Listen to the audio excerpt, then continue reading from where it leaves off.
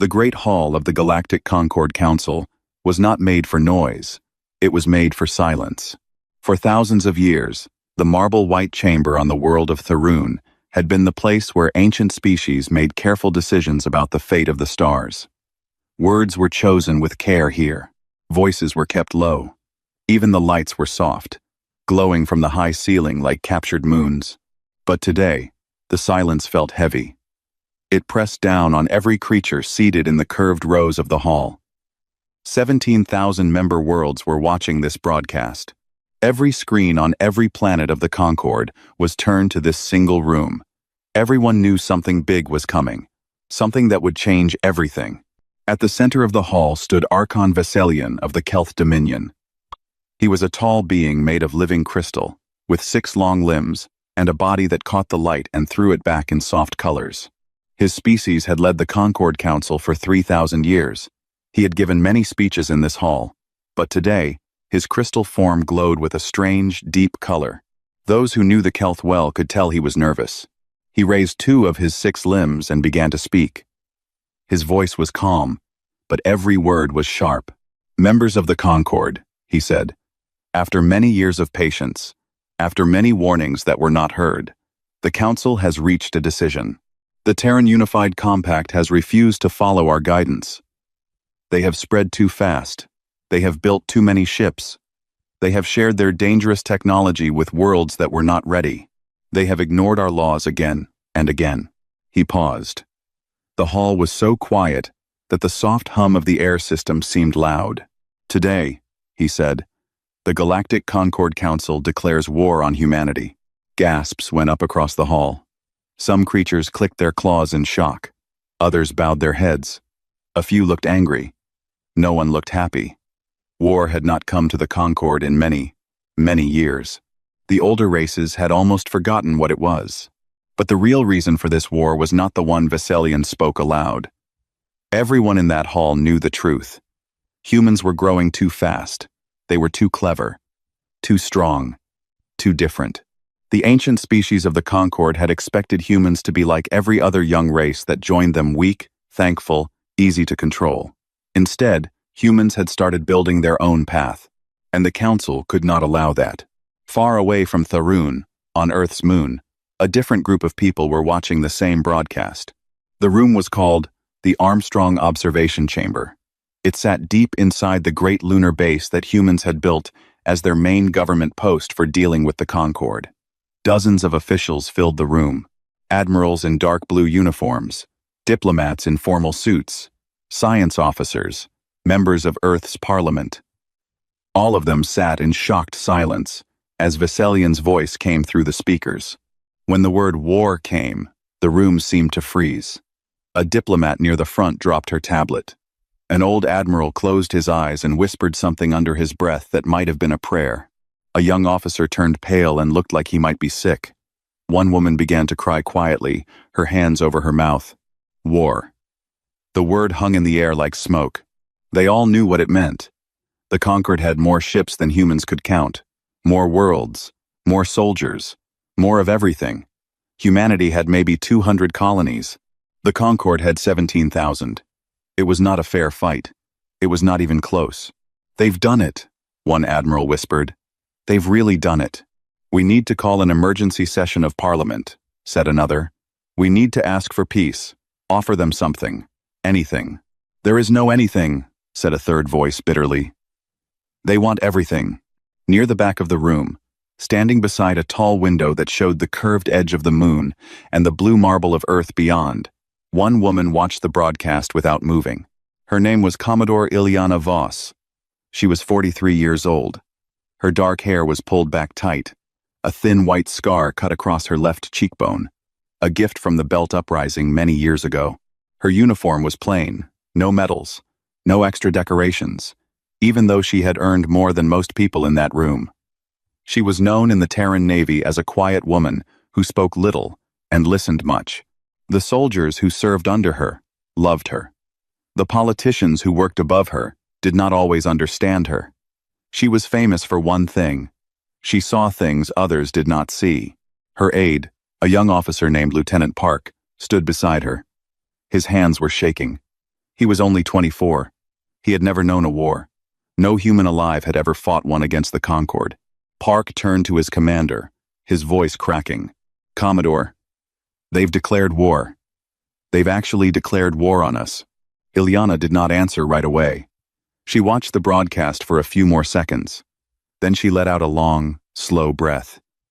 It was not the breath of a frightened person. It was the breath of someone who had been holding something inside for a very long time and could finally let it go. A small smile appeared on her face. "Finally," she said. Park blinked. He was sure he had heard wrong. "Ma'am?" he asked. Ilyana did not look at him. She kept her eyes on the screen, where Archon Veselian was still speaking about duty and order and the safety of the galaxy. "I said finally, Lieutenant." Park's mouth opened and closed. He looked around to see if anyone else had heard. A few of the nearby officers had. They were staring at Ilyana now with confused faces. One of them, an older admiral named Kovac, was frowning deeply. "Commodore Voss," Admiral Kovac said, his voice low and hard. "This is not the time for jokes." Ilyana turned to him at last. Her eyes were calm. Her smile was gone, but something in her face had changed.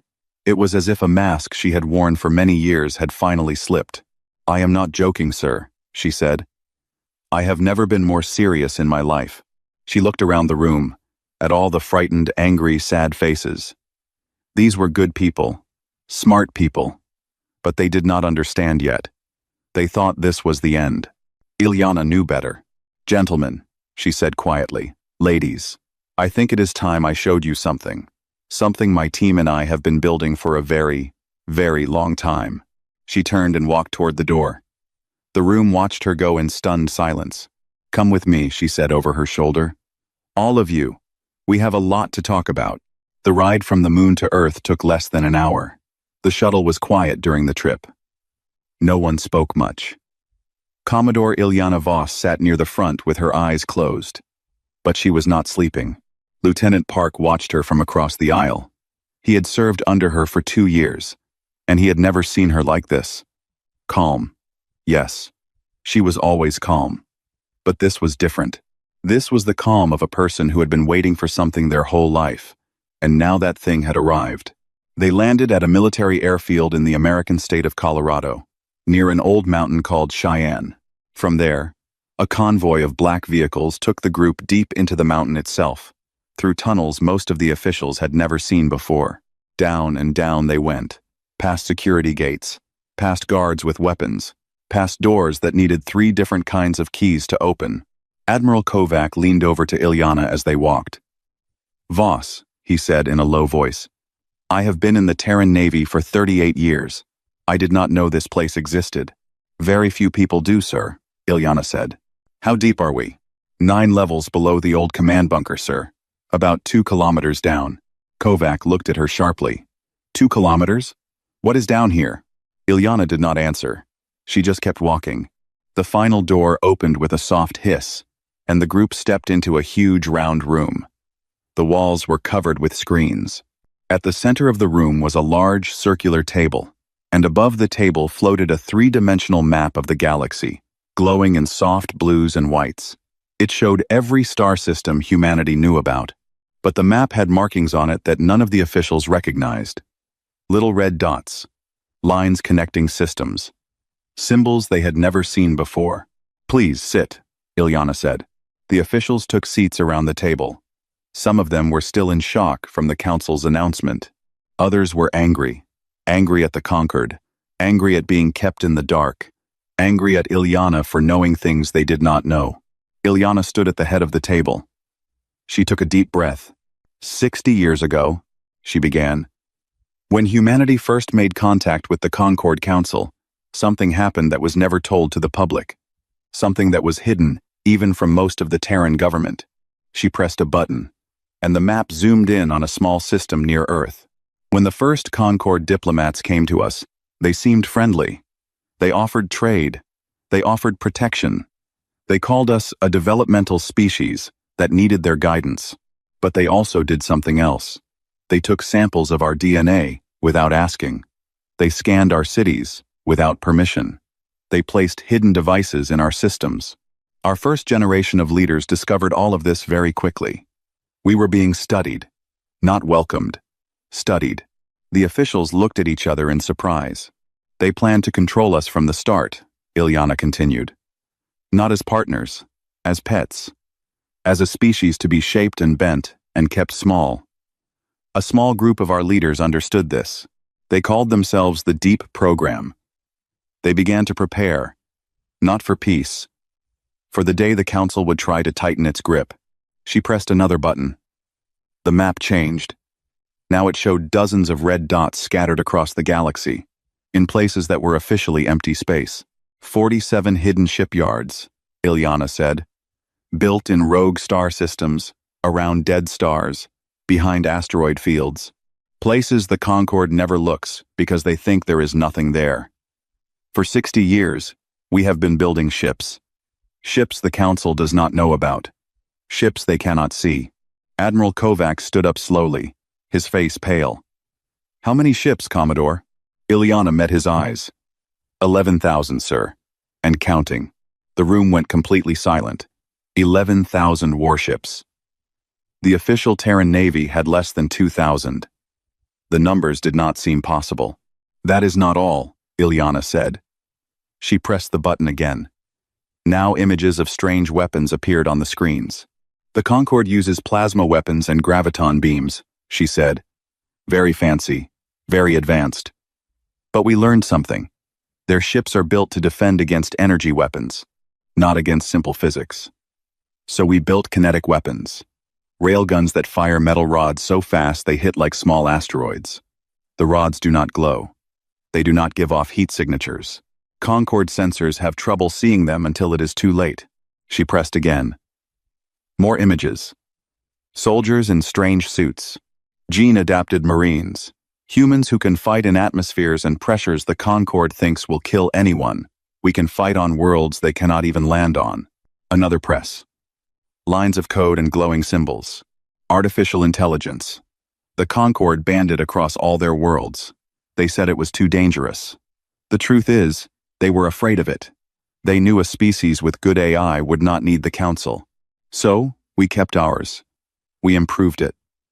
Our AI systems are now 60 years ahead of anything the Concorde has. The officials were staring at her with open mouths now. Some looked afraid. Some looked excited. Some looked both at once. Why? A senator asked, his voice shaking. Why build all this in secret? Why not tell the people? Ilyana's face was hard. Because if we had told the people, the Council would have learned. Their spies are everywhere. Their listening devices are on every world. The only way to keep a secret from the Concorde is to keep it from almost everyone. Even from most of our own leaders. I am sorry, Senator. That is the truth. She turned and looked at the great map. We knew this day would come.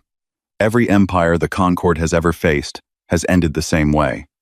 First they help you, then they guide you, then they protect you from your own decisions. Then, one day, you wake up, and you are not really free anymore. Your children speak their language. Your worlds follow their laws. Your dreams are small because their rules keep them small. We have seen this pattern in our own history, among our own empires. We knew it when we saw it again in the stars. She turned back to the room. The Concorde thinks they have declared war on a young colony, on a small, weak species that will beg for peace within months.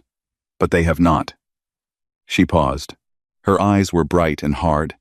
They have declared war on a species that learned war before it learned fire. Admiral Kovacs sat down slowly. He put his hands on the table. For a long moment, he did not speak. Then he looked up at Ilyana. Commodore Voss, he said quietly. What do you need? Ilyana smiled for the second time that day. I need you to trust me, sir, she said. And I need you to be ready, because the Concorde's first fleet is coming to our system. And when they arrive, we are going to give them an answer. They will never forget. The Kelth battle fleet arrived in the Sol system 3 weeks after the declaration of war. The fleet was called the Serenity of Order, and it was considered one of the finest fleets in the Concorde. 200 warships, 40,000 crew members of various species, led by Grand Admiral Thessarion, a Kelth officer who had served in the fleet for 500 years. Thessarion was not expecting a real fight. The Council doctrine for dealing with young species was always the same. You arrived with overwhelming force. You destroyed a few military targets to show your power. You avoided killing civilians, so the young species would see you as merciful. Then you waited. Usually within a few weeks, the young species would send diplomats begging for peace. They would sign treaties that limited their freedom. They would accept guidance, and the war would end. This had worked 14 times in Concord history. Thessarion expected the 15th time to be no different. His fleet came out of warp at the edge of the Sol system, near the cold ring of ice and rock that humans called the Kuiper Belt. The ships spread out in a wide formation, their beautiful crystal hulls catching the distant sunlight. Sensors reached out, searching for Terran defenses. The sensors found very little. Grand Admiral, one of his officers reported, "We detect only a small Terran force near Neptune, about 40 ships, all older designs. It appears they were not ready for us." Thessarion felt satisfied. This would be easy. "Advance toward the inner system," he ordered. "We will crush their defense fleet, then take up position near their homeworld and wait for their surrender." The serenity of order began to move inward. Ships arranged in perfect formation. The Kuiper Belt slowly drifted past them, a vast region of rocks and ice and frozen comets, stretching for billions of kilometers in every direction. What Thessarion did not know was that the Terran Navy had been preparing the Kuiper Belt for 60 years. The small defense force near Neptune was bait. Behind every large asteroid, inside every ice rock bigger than a small moon, humanity had hidden something. Sensors, missile platforms, small ships with their engines cold, their signals silent. Entire warships hiding behind natural objects, waiting. And deep in the outer system, above a frozen moon called Triton, the Terran flagship Tus Ozymandias watched the Concord fleet approach.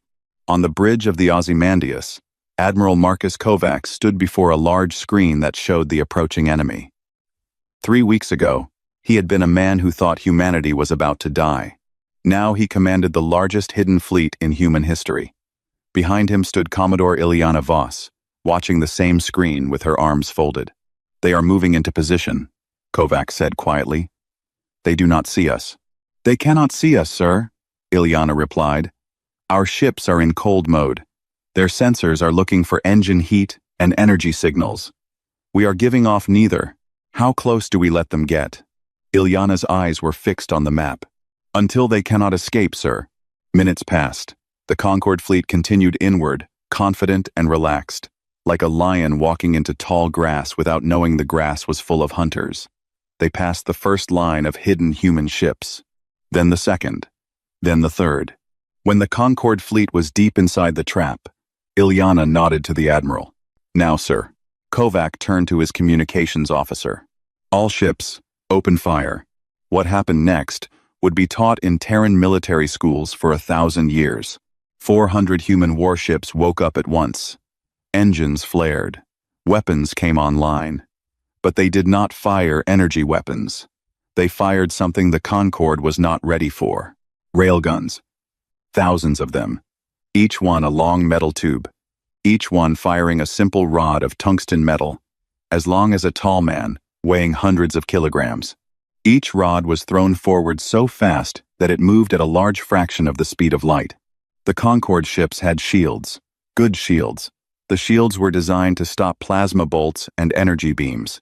They were not designed to stop lumps of metal moving that fast. The first wave of rods hit the Kelth fleet like the hammers of angry gods. A Concord battleship exploded into a cloud of glittering crystal dust. Then another. Then another. The rods did not glow. They did not give warnings. They just struck. And where they struck, ships died. On the Concord flagship, Grand Admiral Thessarion stared in horror at the screens as his fleet began to come apart around him. "What are they using?" he demanded. "Scan the weapons," Grand Admiral, his sensor officer reported, panic rising in his voice. "The weapons give off no energy signals. They are solid objects. They are moving at relativistic speeds. Our shields are not designed to—" Another rod struck.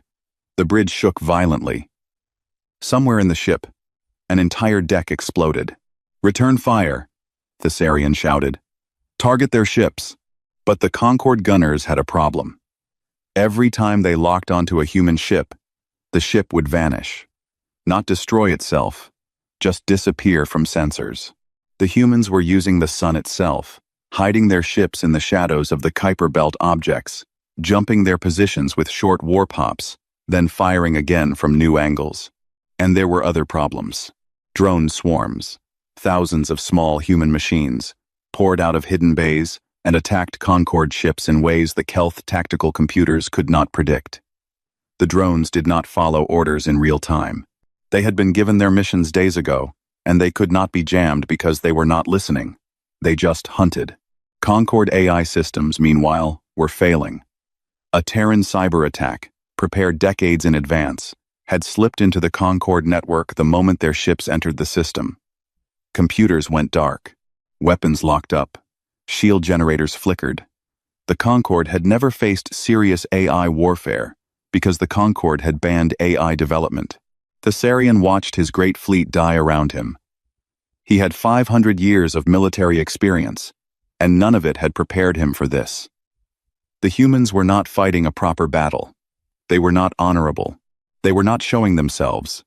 They were simply destroying him from the shadows, with weapons his species had abandoned as primitive long ago. In 2 hours, the serenity of order was gone. 200 ships, 40,000 crew, shattered into dust and silence. Aboard the Ozymandias, the bridge was quiet. There was no cheering, no celebration. Human soldiers simply watched their screens as the last Concorde ship died. Admiral Kovac turned to Ilyana. "Casualties?" he asked. "2 injured, sir. A training accident on the Perseus, unrelated to the battle." Kovac closed his eyes for a long moment.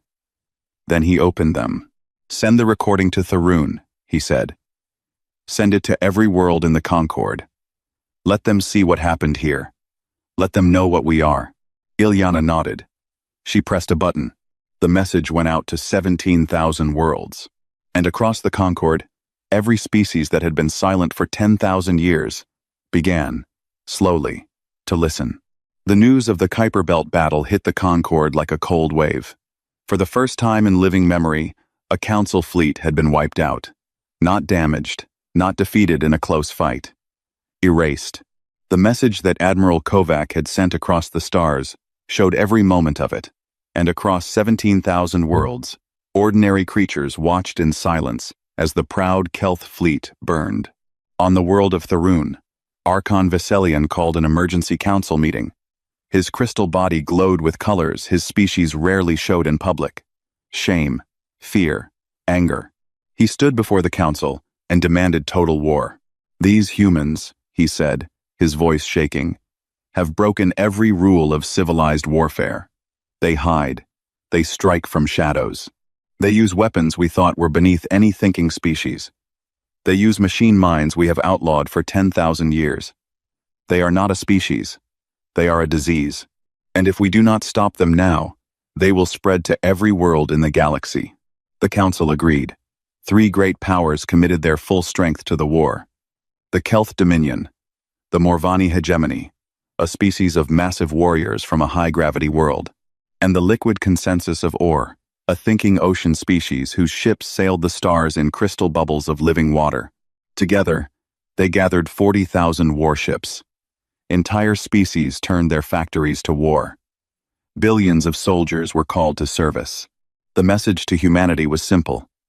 You have won one battle, but you cannot win a war against the whole galaxy. But humanity had already thought about this. On Earth, Commodore Ilyana Voss was promoted to the new rank of War Marshal. She was given command of all Terran military operations. She did not want the promotion. She told the Parliament that she was a soldier, not a leader. But they gave it to her anyway. Because they needed someone who understood what was coming. They needed the woman who had said finally when war was declared. Ilyana moved her command to a hidden base in the Oort cloud, far beyond the outer planets. From there, she began to coordinate a war effort that shocked even her own allies. She did not fight the Concorde on their terms. She knew humanity could not win a proper pitched battle against 40,000 ships. So, she did not try. Instead, she sent human ships to attack Concord supply lines. Small, fast ships that jumped in, destroyed food and fuel convoys, and jumped out. Whole Concord fleets had to stop and wait for supplies that never came. She sent human cyber teams to attack Concord computer networks. Viruses crawled through Concord systems, turning their own weapons against them. An entire Morvani battle group once fired on itself for a full minute before anyone could stop it. She sent human scientists to create bioweapons. Not against living things, humanity refused to do that, but against the crystal computing systems that the Kelth used for everything. Tiny organisms designed to eat the special crystals their civilization was built on. Kelth computers across 3 sectors began to simply fall apart. She sent human diplomats to worlds the Concord had long ignored. Slave species, conquered species, species who had been protected, into quiet submission. She told them the truth about the Council. She showed them records of things the Council had hidden. She offered them freedom if they would simply stop helping the Concord war effort. And many of them did. World after world went quiet. Factories that had made weapons for the Council stopped making weapons. Ports that had supplied Council fleets refused to open their gates. The great Concord war machine began to slow, choked by 1,000 small wounds it could not see. But humanity paid for all of this. Oh, how they paid. The Concord was not weak. Their ships were still many, and their soldiers were still brave. They struck back. Human colony worlds were bombed, cities burned, millions died. The colony of New Damascus, home to 12 million people, was turned into a cloud of ash by a Morvani assault fleet.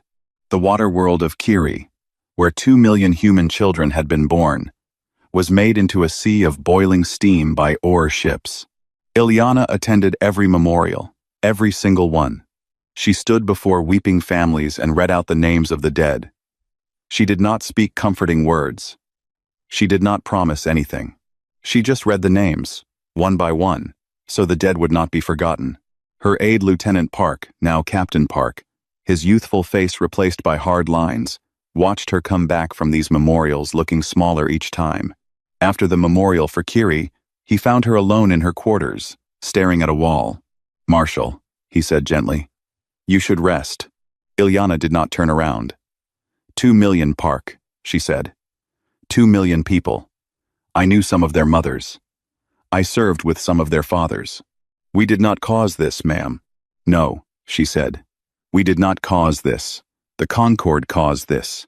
But I chose to fight this war the way I am fighting it. I could have surrendered. I could have saved them. I chose not to. Those deaths are on my hands, Captain. Park was quiet for a long moment. Was it worth it? He asked finally. Ilyana turned around. Her eyes were wet, but her face was hard as stone. No, she said. It was not worth it. But the alternative was worse. That is what war is, Park. The least terrible option, chosen too late. I learned that when I was a young officer. I hoped I was wrong. I was not wrong. The war ground on. Year 1 ended. Year 2 began. Humanity lost 3 more colonies. The Concord lost 8,000 ships. Neither side could break the other. Then came the siege of Morelian Deep. Morelian Deep was a star system that the Morvani hegemony considered holy. 3 ringed planets, each one home to Morvani breeding grounds that had existed for millions of years. The Concord had never allowed outsiders there, not even other Concord species. Ilyana chose it as her target on purpose. If we hit their holy world, she explained to her commanders, we force them to defend it with everything they have. And if we break their fleet there, the Morvani are out of the war. Without the Morvani, the Concord cannot hold its lines. It was a terrible battle. 9 million humans died. 3 moons were reduced to asteroid fields. 600 human ships were lost. For a while, it looked like humanity would be broken there, in the dark space near those sacred rings.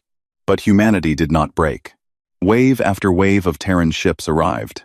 Reinforcements from hidden yards the Concord did not know still existed. New weapons, developed in secret during the war, were tested in live combat. The Morvani fleet, pressed from every direction, finally shattered. And watching this, the liquid consensus of ore made a decision. They had never wanted this war. Their aquatic civilization could not afford it. They withdrew from the Concord Alliance and declared neutrality. The Concord had lost a third of its military power in a single day. On Tharun, Archon Veselian stood alone in his crystal chamber and looked at the star map on his wall. For the first time in 3,000 years, the Concord was losing, and he began, slowly, to understand what his species had woken up. 3 years had passed since the day the Council declared war. 3 years of burning cities and dying stars. 3 years of memorials and mourning. 3 years of human ships pushing deeper and deeper into Concord space, taking system after system, not through conquest but through a patient, terrible grinding of the enemy's strength. And now, on a cold morning in the calendar of Earth, something impossible happened. A Terran battle group jumped into the Tharun system. Tharun, the holy heart of the Concord, the world where Archon Veselian had declared war 3 years ago, the great capital of an empire that had ruled the stars for 10,000 years. No enemy fleet had ever reached Tharun, not once. The defenses around the world were the strongest in the galaxy, 50,000 automated weapon platforms, a ring of defense stations the size of small moons, 3 whole fleets in permanent orbit. But the human fleet did not try to fight through the defenses. They came out of warp, announced their presence, and stopped. They did not fire a single shot. They simply sat there, in clear view, with their weapons silent. On the bridge of the Tus Ozymandias, War Marshal Ileana Voss looked out at the blue and silver world below. She was older now. Her hair had gray in it. The scar on her cheek had company, now a burn along her jaw from a battle 2 years ago. Her uniform still had no decorations. "Open a channel to the spire of Tharun," she said quietly. "Direct to Archon Veselian. Personal." The communications officer hesitated. "Marshal." "He may not answer." "He will answer." A few minutes passed. Then the screen on the bridge came to life. Archon Veselian appeared, his crystal body flickering with colors that Ileana had never seen before. He looked smaller than she remembered from 3 years of recordings. Older, tired. "War Marshal Voss," he said. His voice was steady but strained. "You have come to end us." Ileana shook her head slowly. "No, Archon. I have come to talk. Just you and me. Your ship. Any neutral location you choose. No weapons. No fleets watching. I give you my word you will be safe." Veselian was silent for a long time. "Why?" he finally asked. "Because," Ileana said, "we have killed enough of each other. I am tired, Archon. You are tired. Let us sit down like thinking beings and see if we can stop this." The meeting took place on a small, lifeless moon in a system that belonged to no one. Both of them came with a single shuttle. Both of them came without guards. They met in an empty dome of glass that looked out over a cold gray landscape and a black sky full of stars. Veselian's crystal form moved slowly. The war had been hard on him too. His species lived long, but they felt loss deeply. Ileana had seen reports that he had not slept a full cycle in over a year. They sat across from each other at a simple metal table. "I have a question," Veselian said. "Before anything else, I need to understand." "Ask," Ileana said. "Why? Why this way? Why the hidden ships and the banned machines and the attacks on our sacred worlds? We offered you peace many times. We offered you mercy. You could have surrendered after the first year. We would have been gentle. Your species would have lived. Why fight this way? Why choose such terrible paths when softer ones were open?" Ileana looked at him for a long moment. When she spoke, her voice was quiet, but every word was clear. "Because we know what gentle means, Archon. We have done it to our own kind. In our history, powerful human nations took over weaker ones. They called it help. They called it protection. They called it civilization. They took the children of the weaker nations and taught them to forget their own languages.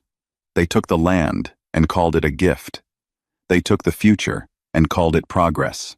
We know exactly what your mercy would have looked like. We have seen the pattern too many times in our own story. We refuse to be the weaker nation in this story." Veselian was quiet. His crystal colors shifted slowly. Then we were never enemies you could talk to, he said softly. We were monsters you had to destroy. No, Ilyana said. You were not monsters. You were just too old, Archon. Too used to being the strongest.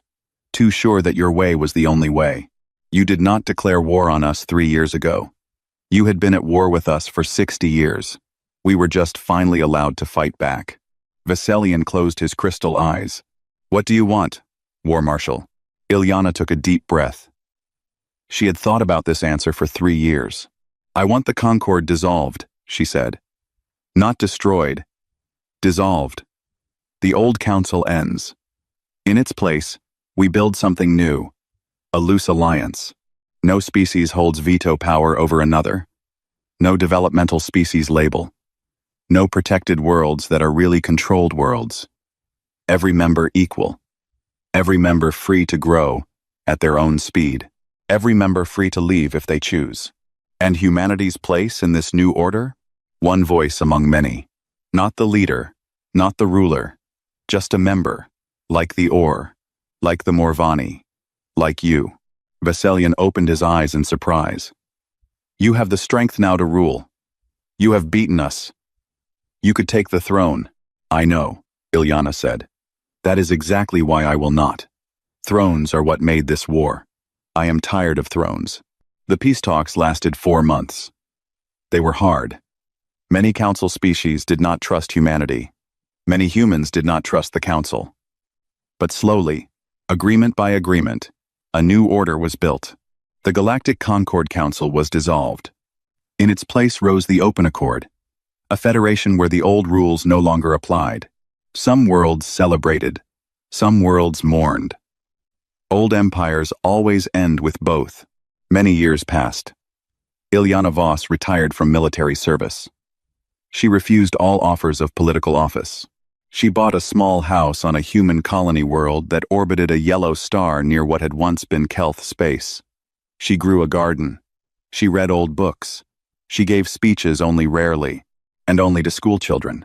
One afternoon, as the colony sun was turning orange in the western sky, a young girl walked up to her garden fence. She was maybe 8 years old, the great-granddaughter of one of Ilyana's old soldiers. She had been learning about the war in school. Marshal Voss? The child asked shyly. Ilyana smiled and put down her watering can. I am not a marshal anymore, little one. Just Ilyana now. My teacher told us something today. She said when the council declared war on us, you smiled. Is that true? Ilyana was quiet for a moment. Then she nodded slowly. Yes, she said. It is true. Why? The child asked. Why would anyone smile about a war? Ilyana knelt down so their eyes were level. She looked at the child's small, serious face, at her bright eyes, at her whole long life still ahead of her, in a galaxy where humans were free. Because, little one, Ilyana said softly, some chains can only be broken when someone finally tries to tighten them. For 60 years, they were putting chains on us quietly. We could not fight quiet chains, but when they tried to pull them tight, we could see them at last, and we could break them. The child thought about this for a moment. Was it worth it? She asked. Ilyana looked up at the sky. The first stars were coming out. Human stars. Free stars. Ask me again when you are older, she said. She stood up and took the child's small hand. Come. The sun is setting. Let me walk you home. And together they walked down the quiet road, under a sky full of worlds, through the soft evening light of a galaxy that was, at last, truly free.